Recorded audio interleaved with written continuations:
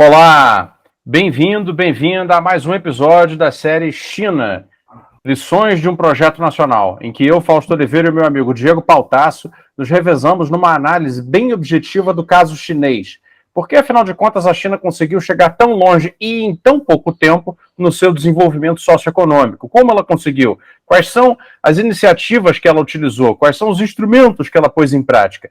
Todas essas questões, que em geral são tratadas na mais alta teoria, nós estamos trazendo ao público de maneira compreensível, objetiva e curta. Nossos vídeos nessa série têm durado entre 20 e 25 minutos. Por isso mesmo, a gente sempre apela, se você conhece alguém que seja do ambiente escolar, professor ou professora de história, geografia, sociologia, dessas novas disciplinas que são trans e interdisciplinares, faça esses vídeos chegarem até essa pessoa. Se você é um profissional da área de educação de jovens, adolescentes, faça esses vídeos chegarem aos seus alunos. Será certamente uma grande contribuição para o aprendizado dele. Hoje, o nosso tema é a política de inovação no Estado chinês, a política de inovação tecnológica que fez a China chegar ao domínio de tecnologias avançadas num período bastante curto de tempo. E aí eu vou perguntar para o Diego. Diego, bem-vindo mais uma vez aqui ao programa. Como foi a história da inovação tecnológica e das políticas de inovação feitas pelo Estado chinês? Obrigado. Olá, Fausto, é um prazer estar aqui conversando contigo e com nossos ouvintes e colaboradores mais uma vez. E quando eu comecei a estudar a China na virada do século XXI, a China era conhecida como o país do 1,99, dos produtos que abasteciam o nosso 1,99, os produtos Ximiling de baixa qualidade, e muitas vezes a China era colocada como uma plataforma de exportação, simplesmente, utilizando-se da mão de obra escrava, ou seja, não havia componente tecnológico e nem escalada tecnológica do Estado chinês. Um ledo engano, né? Quem acompanhava de perto sabia que havia um projeto nacional, sabia que havia uma política de inovação voltada a internalizar a tecnologia. E a China mobilizou todas as ferramentas possíveis, nunca inventando a roda, porque os países desenvolvidos ocidentais mobilizaram todas as ferramentas industriais, comerciais e tecnológicas nessa direção, e a China também fez isso, né? Hoje mesmo eu estava comentando no Twitter uma das estratégias muito importantes para vários países, e para a China não foi diferente. Licitações para obrigando transferências tecnológicas. Por exemplo, a China fez Três Gargantas, que é a maior hidrelétrica do mundo, e obrigou que a construção das turbinas se dessem por empresas estrangeiras em parceria com empresas chinesas. E a partir daí, obviamente, as empresas chinesas dominaram o know-how e absorveram a tecnologia. O caso dos trens de alta velocidade, que nós já falamos aqui em outro episódio, a Siemens e a Kawasaki, empresas francesas, alemãs, a Alstom, também alemãs e japonesas, foram obrigadas a transferir tecnologia para poder ter acesso a esse mercado. A própria Embraer, a China fez encomenda de uma grande quantidade de aviões produzidos no Brasil, mas disse, olha, a outra parte tem que ser produzida na China, na cidade de Harbin, vocês vão abrir uma fábrica junto com a Vic, que é uma estatal chinesa, e a partir dali nós vamos produzir conjuntamente. E aí, portanto, a transferência tecnológica fez parte de elementos de absorção, junto com empresas estatais e ou nacionais, de tecnologias estratégicas e sensíveis. Perfeito. Aí você percebe mais uma vez como o problema da escala econômica de um país como a China interfere a seu próprio favor. Quando o Diego fala da transferência tecnológica, em geral isso é muito difícil de forçar empresas multinacionais do tamanho de uma Siemens, do tamanho de uma Alstom ou de uma Kawasaki a fazerem transferências tecnológicas, porque as suas patentes são, naturalmente, a galinha dos ovos de ouro. Né? O que é a patente? A patente é o registro internacional de propriedade, né, daquela empresa sobre uma determinada tecnologia que ela desenvolveu. A única maneira de você fazer a transferência dessa tecnologia para uma empresa sua, de algum país, é pagando muito dinheiro. Ocorre que a escala econômica da China é diferente. Né? Quando ela faz a usina de Três Gargantas, é a maior do mundo, então ela diz, não, você vai ganhar uma tal quantidade de dinheiro fazendo o projeto dessa usina que está embutido, né, nesse orçamento, a compra da tecnologia. Por isso ela pode obrigar a empresa a permitir a transferência tecnológica. E o engraçado, Diego, é que o Ocidente aceitou isso sem maiores problemas. E aí acabou ajudando a alimentar o gigante chinês contemporâneo. Como é que você vê isso em termos políticos, né? Como essas empresas acabaram, né, de certa maneira, favorecendo o surgimento de competidores internacionais numa situação que elas nunca fazem isso, não é? Viu, Fausto? Você colocou um ponto que é o X da questão. Certa vez eu ouvi uma entrevista de um CEO da Embraer e perguntavam para ele, bom, vocês estão sabendo que vocês vão internalizar essa tecnologia, mas depois vocês estão construindo um dragão tão ou mais competitivo que vocês. Ele falou, bom, a gente tem a oportunidade de ganhar dinheiro com esse mercado gigante, tentar manter a nossa posição, ou ficar de fora e eles também passarem a ser dianteira, inclusive fazendo parceria com outros atores. Então a gente ou participa dessa parceria, ou fica de fora dessa. Então você colocou um ponto-chave. Mas lembrando, né, que o Brasil também é um país grande, né? E o Brasil também teve e tem capacidade de barganhar, porque trata-se de um mercado singular. Por exemplo, na história do Brasil, a Embraer surge de uma parceria, né, de uma parceria com uma empresa italiana de aviões, né, que foi obrigada a transferir tecnologia. Mesmo agora, durante o período Lula, os caças suecos e o submarino nuclear incluíam transferência tecnológica, né?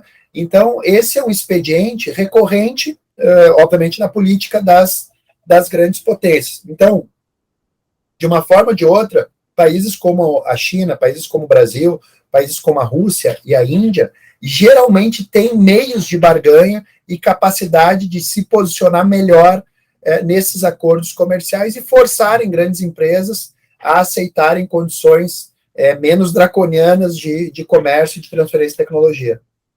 Aí você entrou num ponto interessante também, que é a comparação que a gente sempre faz nos nossos programas com o caso brasileiro. Quer dizer, o Brasil já exerceu esse tipo de direito, né, que o seu porte, né, político-econômico lhe dá, né, e abdicou desse direito. Hoje o Brasil é um país importador, é um país que não quer desenvolver a sua própria saída tecnológica e, portanto, ele abdica, abre mão do desenvolvimento econômico próprio, e aí ele deixa de gerar empregos de qualidade, ele deixa de colocar famílias na classe média, ele deixa de gerar riqueza para o seu povo, ele naturalmente deixa de ter a capacidade de investir no bem-estar do próprio povo, né? Que essas são as consequências de você abrir mão do crescimento de longo prazo e do desenvolvimento. Mas veja bem, o Brasil ainda tem, e eu queria com uma comparação com a China, alguns instrumentos interessantes de políticas de inovação. Por exemplo, nós temos a Empresa Brasileira de Pesquisa e Inovação Industrial, a Embrapi, né? Temos um Ministério de Ciência, Tecnologia e Inovação que está desfinanciado, está completamente sucateado, mas está lá, ainda existe, né? E temos uma rede de universidades federais que ainda produz ciência. Se essa ciência não vira produto, é um outro problema, mas eles ainda estão lá produzindo ciência. Então, quer dizer, o conhecimento ainda existe. Aí eu te pergunto, em relação à China, né, como é essa estrutura institucional, né, para viabilizar a inovação virando produto, virando tecnologia realmente corporativa, aquela que vai para o mercado internacional? Qual é a coordenação institucional que eles conseguiram lá para conseguir esse milagre em tão pouco tempo? Excelente, Fausto. É bom lembrar que durante a Revolução Cultural, o setor de ciência e tecnologia sofreu descaminho, sofreu de políticas equivocadas. Então, quando se inicia a política de reforma e abertura, com as 4 modernizações, um dos pilares era o pilar de ciência e tecnologia, portanto, se faz uma conferência na década de 80, visando reorganizar o setor de ciência e tecnologia, visando dar centralidade, prestígio às universidades e aos pesquisadores, né? E a partir daí para alçar a inovação a outro patamar. Bom, a partir desse entendimento, uma série de políticas e instituições foram forjadas nessa direção. O plano TOC, que é um plano de 88, ele teve como uma das suas diretrizes criar parques tecnológicos por toda a China. A China criou parques tecnológicos, uma grande quantidade de incubadoras, acho que esse é um elemento fundamental. O Brasil, inclusive, na última década, fomentou muito a abertura das universidades brasileiras, que até então eram um pouco fechadas para o mundo mais acadêmico, a criarem suas incubadoras, as universidades públicas e as grandes universidades privadas, como as PUCs da vida, né? Então, a criação de incubadora e parque foi absolutamente fundamental. Mandar jovens para o exterior para absorver o estado da arte e da ciência foi fundamental, e inclusive atrair inteligência para a China. Isso foi uma coisa muito interessante. Eu vou pegar 2 exemplos, inclusive que envolve aqui o Rio Grande do Sul.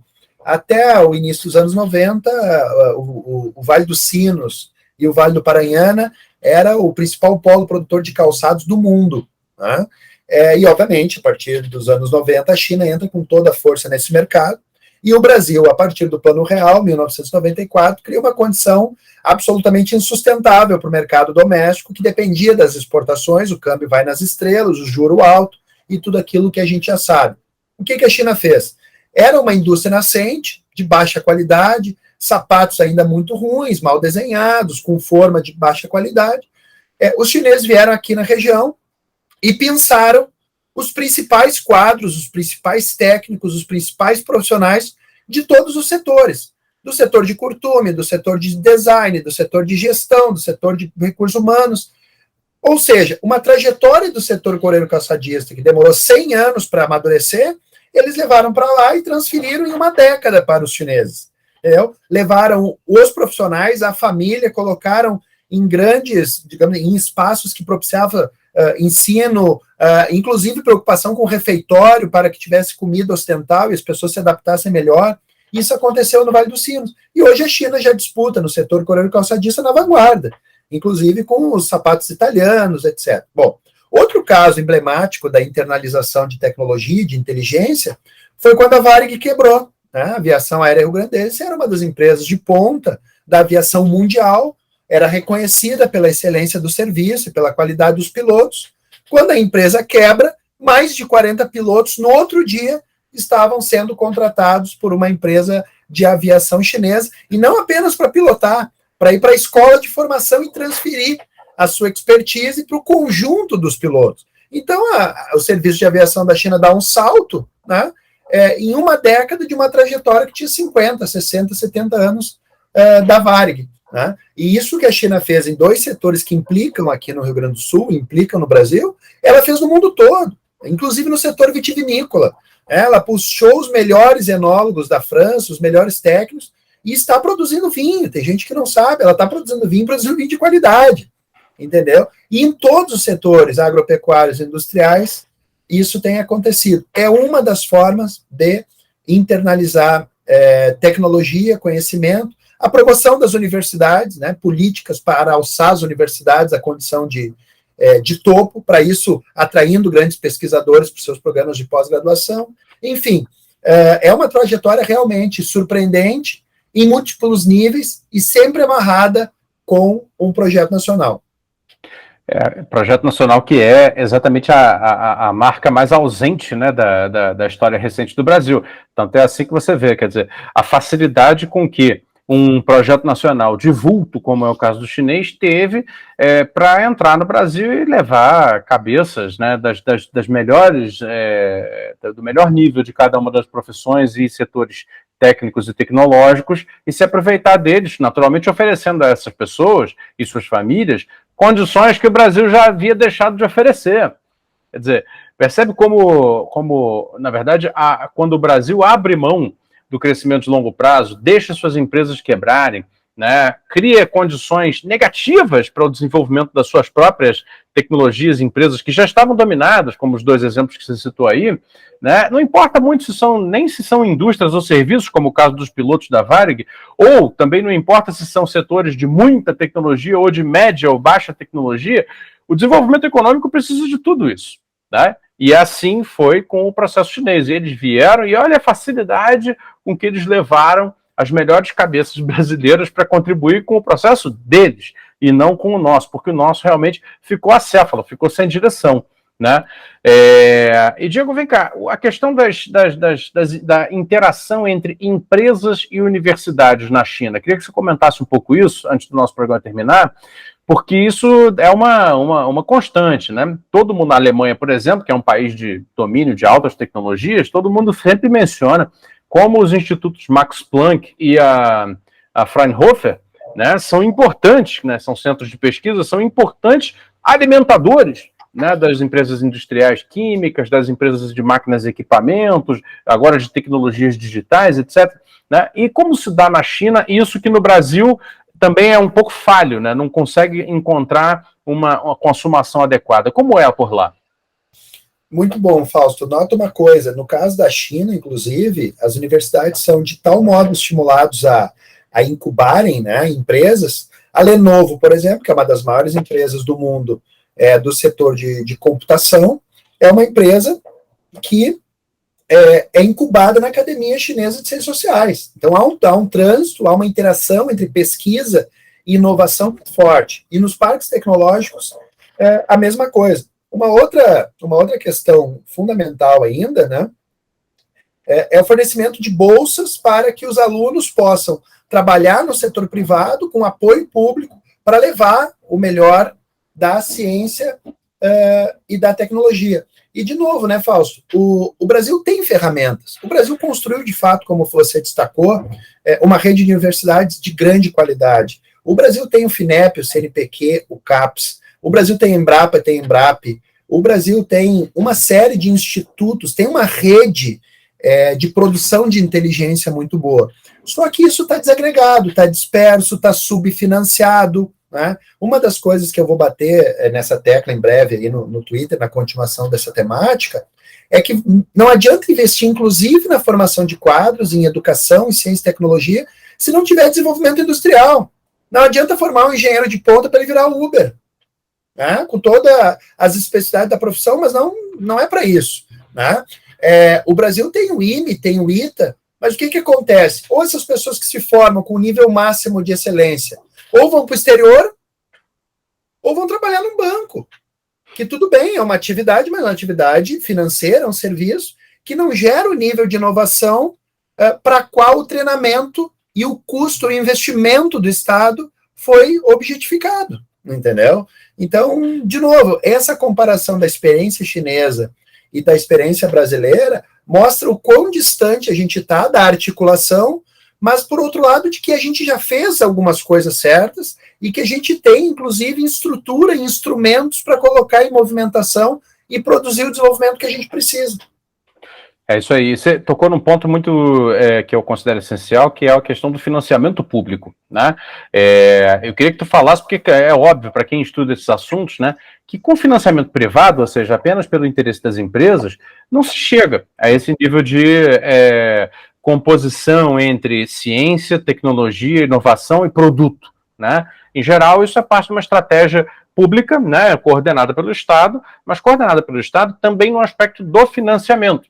Assim como no Brasil, a gente já teve instrumentos de financiamento público para fazer essa triangulação e hoje já não tem mais nenhum, né? Como é que é na China o financiamento público da inovação junto às empresas, né? Quais são os instrumentos, quais são as dinâmicas? Dá um plá a respeito disso aí.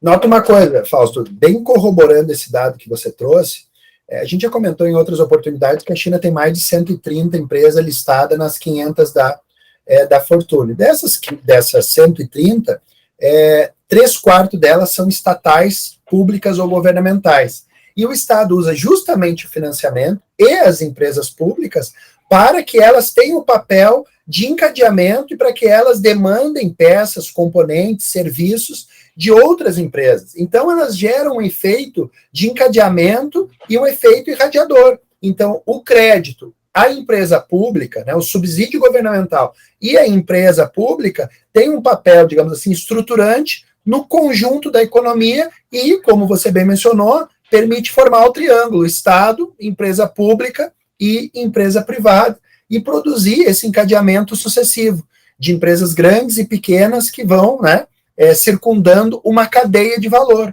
né, formando clusters produtivos. O Brasil, ao contrário disso, né, a sua cadeia foi se desmontando, perdendo elos em função de câmbio, em função de falta de política, em função de N fatores aí. E aí, claro, com impacto naquilo que você já comentou em termos de renda, salário, qualidade de vida do trabalhador, etc, etc, etc. Pois é, pessoal, porque é assim, no fundo, que vai desenvolver um país, né?